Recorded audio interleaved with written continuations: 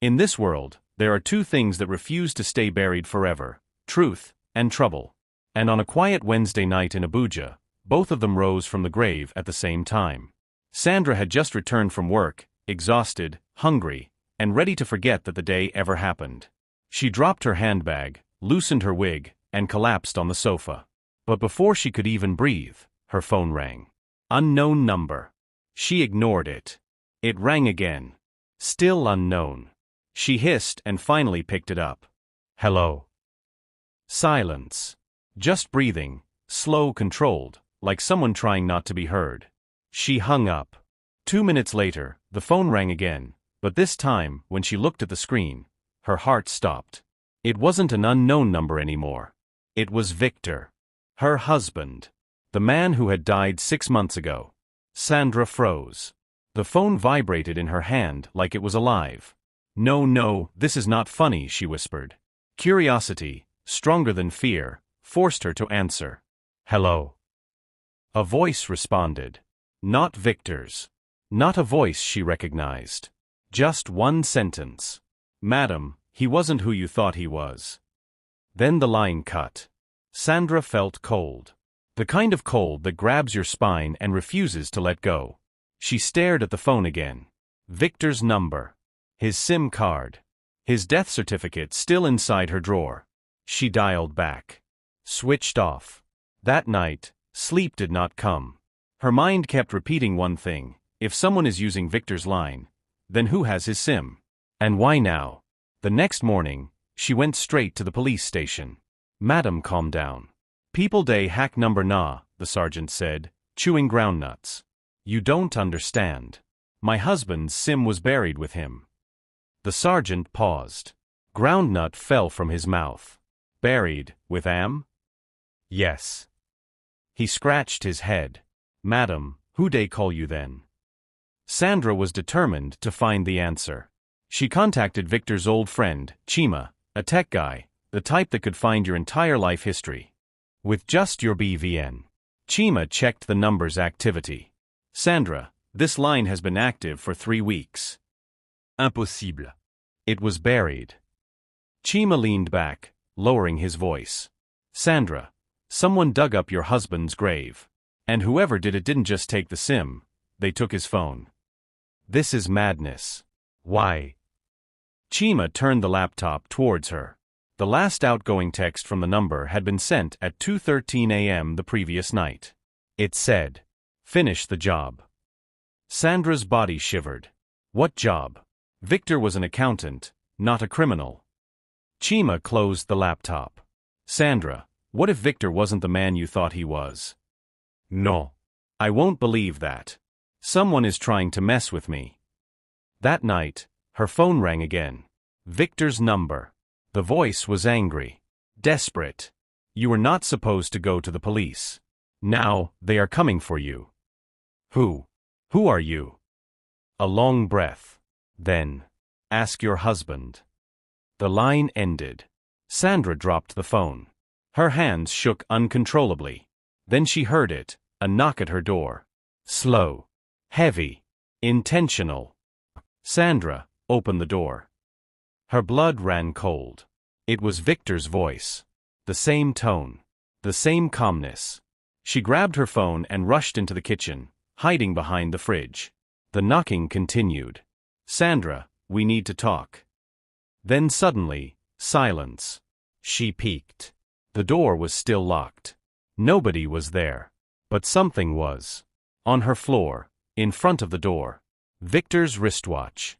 The same one he was buried with. Sandra collapsed to the ground as everything connected. Victor wasn't dead. Or, someone who knew him deeply enough was using everything he left behind. Either way, the nightmare had only begun. Her phone rang again. The voice whispered, Sandra, if you want to live, don't trust anyone. And just before the call ended, she heard something in the background, a sound she had known for years. Victor's laughter. By the next morning, Sandra's apartment smelled of fear. Every time she closed her eyes, she heard it, Victor's laughter. Twisted. Distant. Like someone dragging a memory through mud.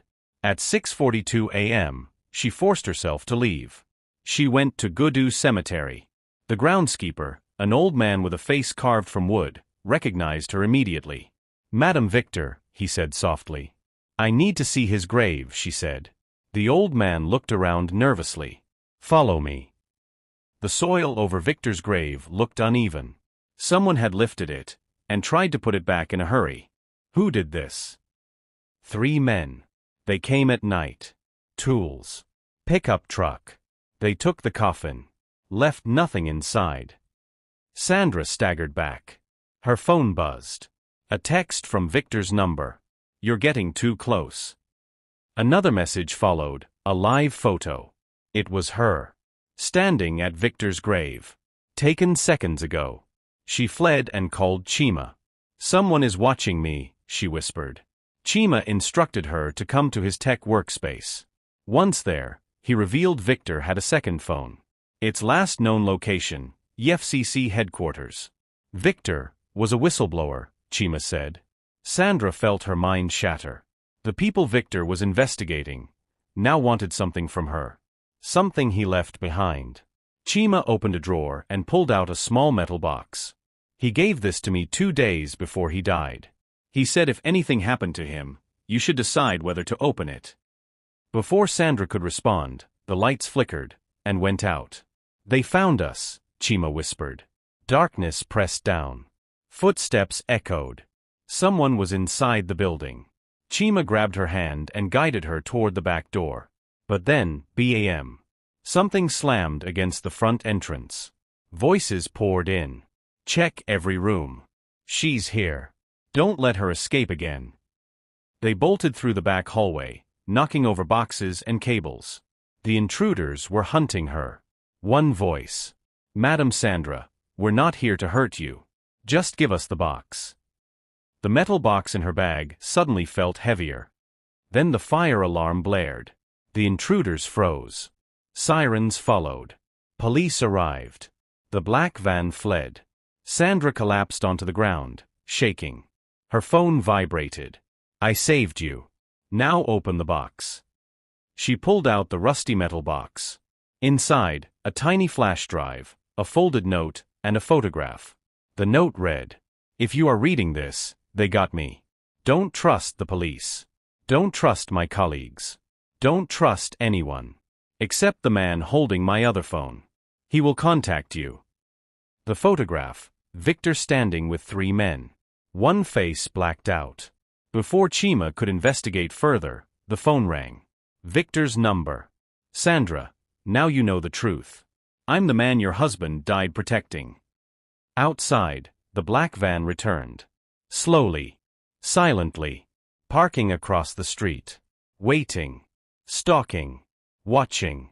The blacked-out man in the photograph was tied to a political scandal, the Minister of Finance's chief advisor. The gold ring he wore matched the crest in a news article Chima pulled up. Gunfire erupted. A sniper shot shattered Sandra's window. The hooded man outside instructed, "You two run. Now." Sandra and Chima sprinted into the night. The hooded man fought alone. Lethal. Precise. Everything Victor had hidden was now revealed. They collapsed beside a parked truck. Chima opened the flash drive. Hundreds of files, audio recordings, documents, bank transactions, secret meetings. At the top of the list, Hon. Gabriel Olanrawaju, Minister of Finance. Sandra's eyes widened. And then she saw the one name she never expected, her own brother. Her heart stopped. Because now she knew, betrayal could come from the people you love most.